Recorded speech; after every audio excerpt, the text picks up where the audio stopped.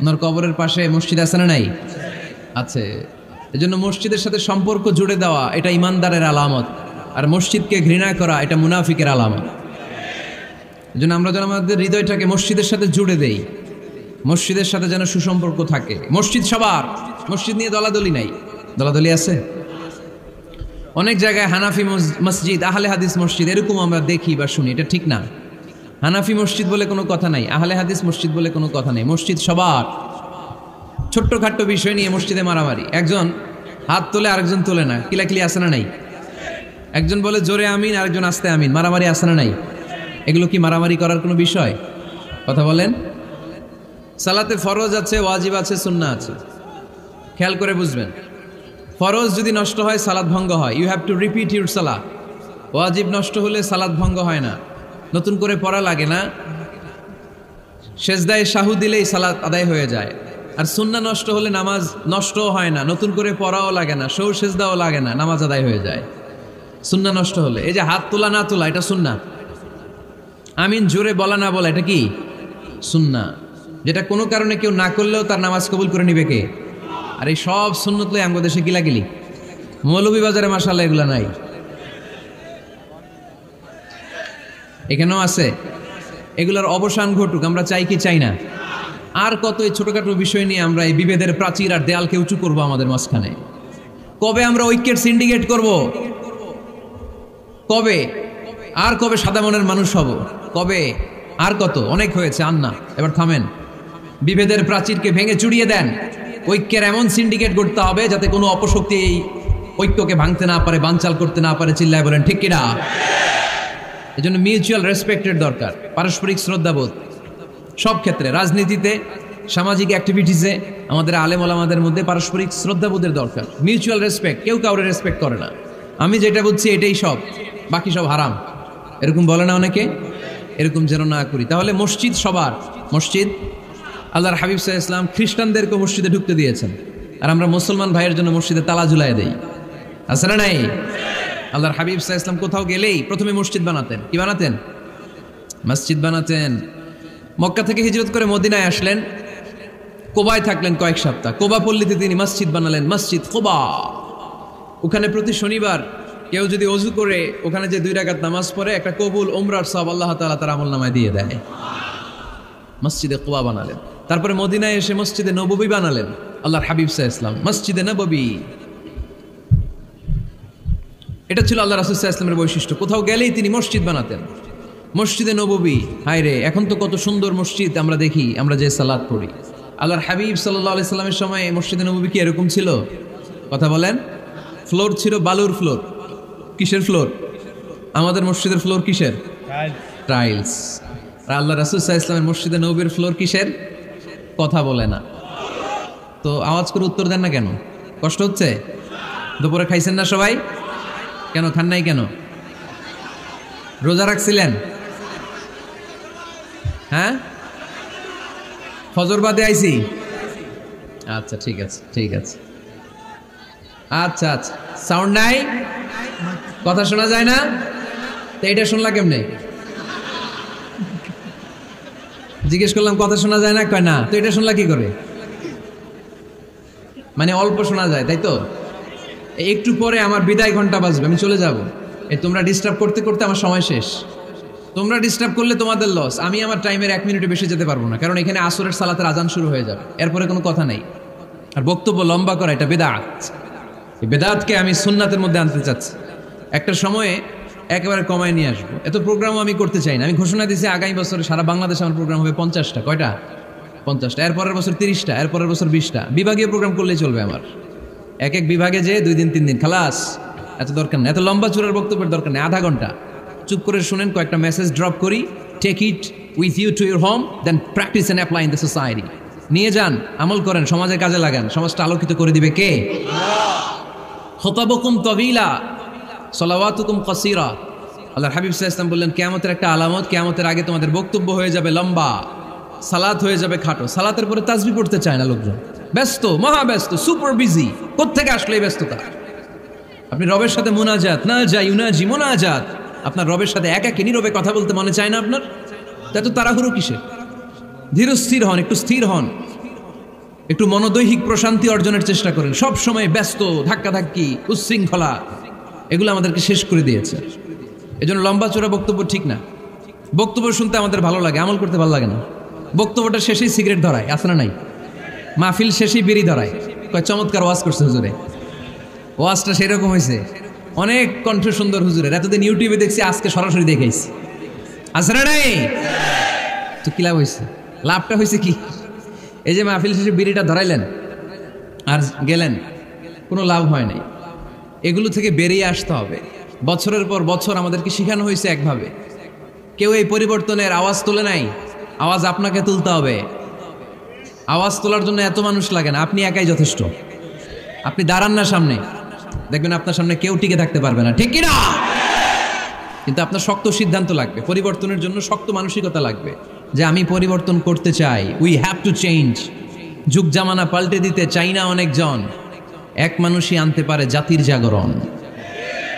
এক মানুষই বিপদকালে বাঁচায় কাফেলায়, ক্ষুদ্র ডিঙ্গি বাঁচায় জাহাজ অসীম দরিয়ায়। এজন্য আপনার শক্ত সিদ্ধান্ত পারে আপনার মৌলভীবাজারটাকে দেশের শ্রেষ্ঠ জেলা, শ্রেষ্ঠ থানা হিসেবে আল্লাহর কাছে কবুল করতে, ঠিক কিনা? এজন্য লম্বা চূড়া আলোচনা ঠিক না। ছোটখাটো অল্প কয়েকটা মেসেজ নিয়ে যেতে পারলেই that's enough. One of the minor sign before the day of judgment, your Islamic lectures will be very longer and your salah 5 times a day will be shorter. কিয়ামতের আগে বক্তব্য লম্বা, নামাজ খাটো, তাসবিহ পড়ে না, ব্যস্ত, মহাব্যস্ত। এই মহাব্যস্ততা ছাড়েন, কোরআন সুন্নাহর দিকে ফিরে আসেন। বরকত দিবে কে? বিশ্বনবীর মসজিদে নববীর ফ্লোর বালুর ফ্লোর ছিল, আমাদের ফ্লোর টাইলস। আল্লাহর হাবিব সাল্লাল্লাহু আলাইহি ওয়াসাল্লামের মসজিদে বালি নিচে, এই বালিতে নামাজ পড়তেন। বৃষ্টি হলে কাদামাটি হয়ে যেত, কাদামাটিতেই সেজদা করতেন। সেজদা করলে কাদার মাটি আল্লাহর হাবিব সাল্লাল্লাহু আলাইহি ওয়াসাল্লামের নাকে আর কপালে লেগে যেত। তিনি সালাম ফিরিয়ে সাহাবাদের দিকে মুখ ফিরিয়ে বসলে দেখতেন প্রতিটা সাহাবীর নাকে আর কপালে কাদার মাটি মিশে আছে।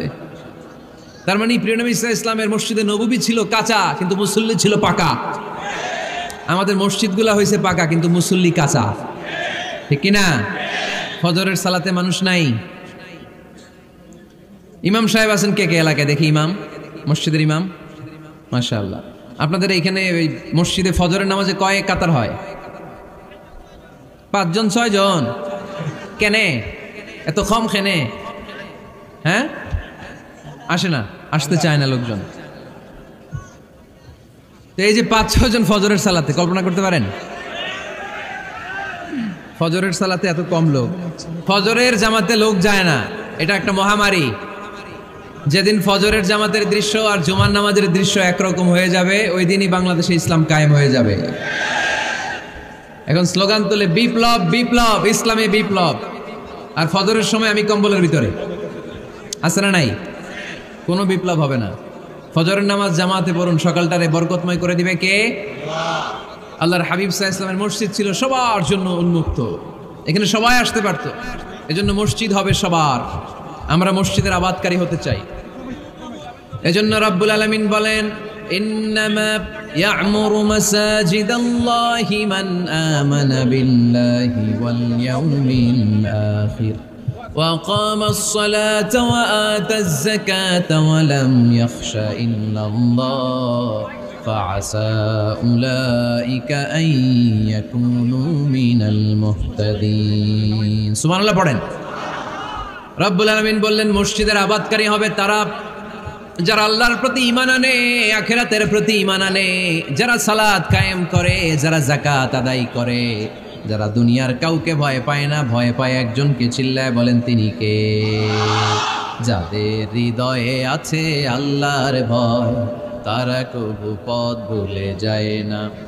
আল্লাহর প্রেম ছাড়া এই দুনিয়া কারো কাছে কোনো কিছু চায় না, ঠিক কিনা? তাহলে যারা মসজিদের আবাদকারী, এরা ভয় পায় একজনকে। চিল্লায় বলেন তিনি কে? মসজিদের আবাদকারীদের প্রথম গুণ, তারা আল্লাহয় বিশ্বাস করে, তারা আখিরাতে বিশ্বাস করে, তারা সালাত কায়েম করে, তারা যাকাত আদায় করে, তারা আল্লাহ ছাড়া পৃথিবীর কাউরে ভয় পায় না। আল্লাহ বলেন, ফাআসা উলাইকা আন ইয়াকুনু মিনাল মুহতাদিন। আশা করা যায় তারাই হলো হেদায়েতের রাস্তার উপরে আছে, ঠিক কিনা? তারাই মসজিদের আবাদকারী, যারা মসজিদে যায়, সালাত আদায় করে। এখন মসজিদের আবাদকারী আপনি হতে চান, আপনি মসজিদে যান না, আপনি আবাদকারী হতে পারবেন? মসজিদের অনেক সভাপতি আছে, মসজিদে যায় না, আছে না নাই? মৌলভীবাজারে এই সমস্যা বোধহয় নাই। মসজিদের সেক্রেটারি মসজিদে যায় না, আছে না নাই? তাহলে হইলো, এটা হইলো, এটা মেনে নেওয়া যায়? এই জন্য সভাপতি সাহেবরা, আপনি কষ্ট করে মসজিদ বানিয়েছেন, মসজিদে যাবেন। সভাপতি সাহেব আপনি মসজিদে যাবেন, সেক্রেটারি সাহেব আপনি মসজিদে যাবেন, তাহলে আপনি সঠিক মসজিদের আবাদকারী হবেন, ঠিক কিনা? আমরা মসজিদের আবাদকারী হতে চাই ইনশাআল্লাহ। পড়েন উমরানুল মাসাজিদ। মসজিদের আবাদ কি করে করতে হয়? মসজিদ আবাদ করার এক নাম্বার মাধ্যম হচ্ছে মসজিদ নির্মাণ করা। কি করা? নির্মাণ করা। খেয়াল করবেন, আল্লাহর হাবিব সাল্লাল্লাহু আলাইহি ওয়াসাল্লাম বলেছেন, মান বানা মসজিদান মিন মালিহি ফিদ দুনিয়া বানাল্লাহু লাহু বাইতান ফিল জান্নাহ। যে ব্যক্তি নিজের পকেটের টাকা খরচ করে দুনিয়াতে মসজিদ বানায়, আল্লাহ তাআলা তার জন্য জান্নাতে ঘর বানায়।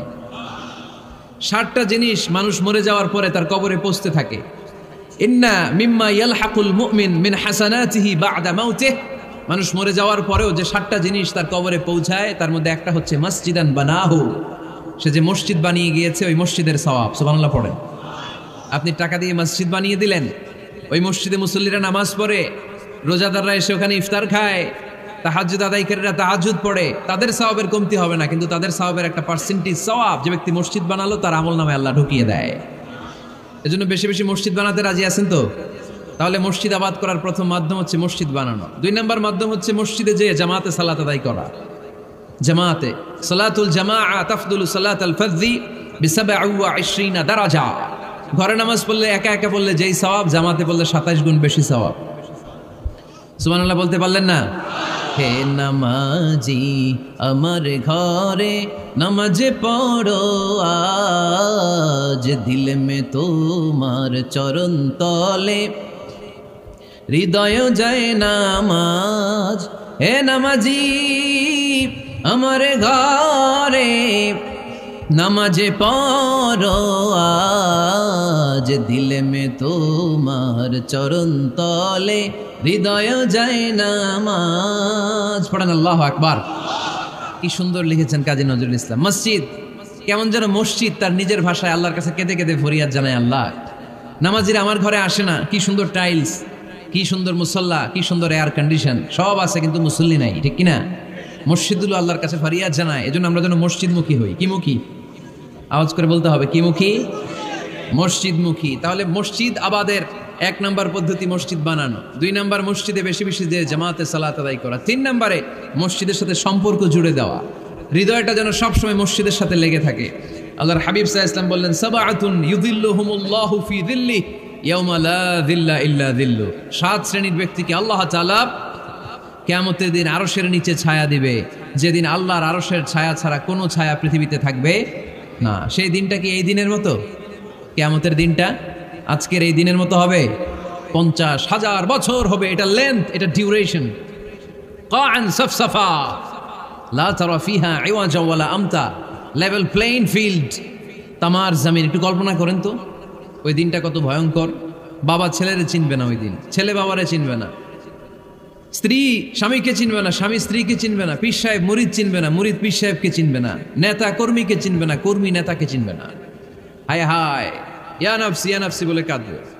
সূর্যটা মাথার কাছে চলে আসবে, সূর্যের তাপে মাথার মগজগুলো গলে গলে নাকের ছিদ্র আর কানের ছিদ্র দিয়ে টপ টপ করে বেয়ে বেয়ে পড়বে। তৃষ্ণায় মানুষগুলো পাগল পাড়া, জিহ্বাটা বের হয়ে নাভি পর্যন্ত ঝুলতে থাকবে। সেদিন সবাই পাগলের মতো ছুটতে থাকবে, কোনো ছায়া নাই আল্লাহর আরশের ছায়া ছাড়া। আল্লাহর হাবিব বললেন 7 শ্রেণীর ব্যক্তিকে আল্লাহ তাআলা আরশের নিচে ছায়া দিবেন। এর মধ্যে 1 শ্রেণীর ব্যক্তি রাজুলুন কলবুহু মুআল্লাকুন বিল মাসাজিদ। ওই ব্যক্তি যার হৃদয়টা সবসময় আল্লাহর মসজিদের সাথে লেগে থাকে। মসজিদের সাথে যার হৃদয় লেগে থাকে তাকে আরশের নিচে ছায়া দিবে কে? এজন্য মসজিদের সাথে যেন আমাদের হৃদয়গুলো লেগে থাকে। অনেকেই দেখবেন এত ভালো নামাজে জোহর পরে টেনশন করে আসরটা কই পড়বো, আসর পরে চিন্তা করে মাগরিবের সময় আমি কোথায় থাকবো, মাগরিবের সময় টেনশন, ইস এশাটা হয়ে গেলেই তো শেষ। এরকম লোক আছে না নাই? এদেরকে সেই কঠিন ভয়াবহ দিনে আরশের নিচে ছায়া দিবে কে? তারপরে মসজিদ আমাদের 4 নাম্বার পদ্ধতি মসজিদকে পরিচ্ছন্ন রাখা, মসজিদকে ঝাড়ু দেয়া। মসজিদকে যারা পরিষ্কার করে তাদের হৃদয়ের যন্ত্রণা দূর করে দেয় কে? সাইয়েদনা ইব্রাহিম আলাইহিস সালাম এবং ইসমাঈল আলাইহিস সালামকে আল্লাহ তাআলা আদেশ করেছেন, তাহহিরা বাইতিয়া লিত-তাইফিনা ওয়াল আকিফিনা ওয়ার রুকআইস সুজুদ। হে ইব্রাহিম ইসমাঈল, বাপ বেটা দুইজন মিলে মসজিদ ঝাড়ু দাও। কি ঝাড়ু দাও?